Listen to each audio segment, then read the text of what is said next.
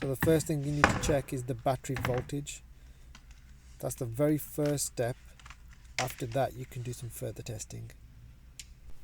And here I've just got my digital multimeter and set it to volts.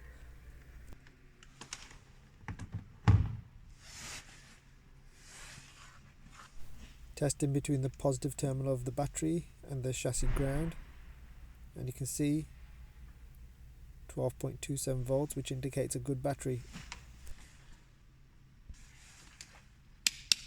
Here I've set the multimeter up to diode mode, but we actually want resistance, so here I'll change it to resistance mode.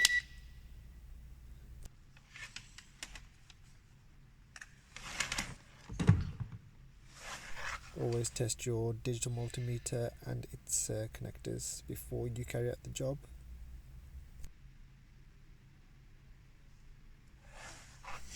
Now we're just going to check the resistance between chassis ground and the alternator. There should be hardly any resistance at all if everything's okay, as this shows.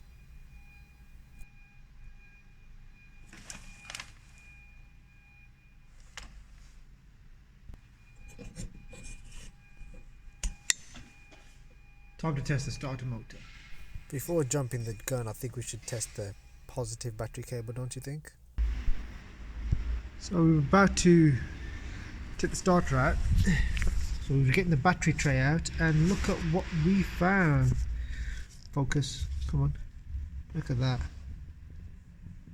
Just snapped. We didn't even pull it. We went to take this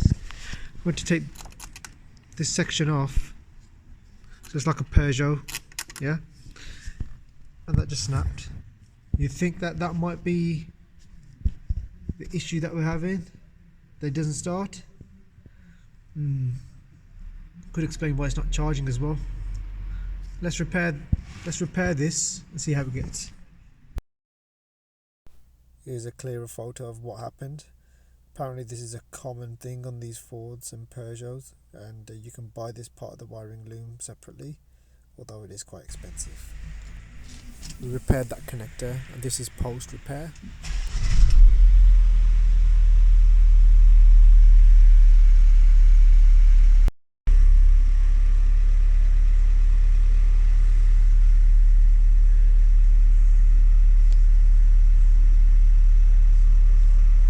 Battery light, let's investigate.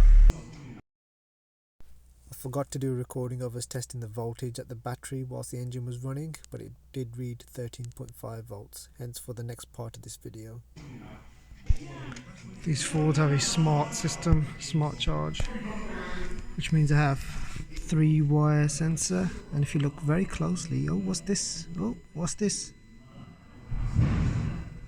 That to me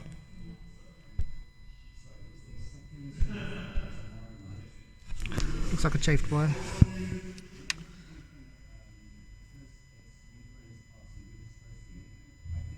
Yep, let's get that sorted.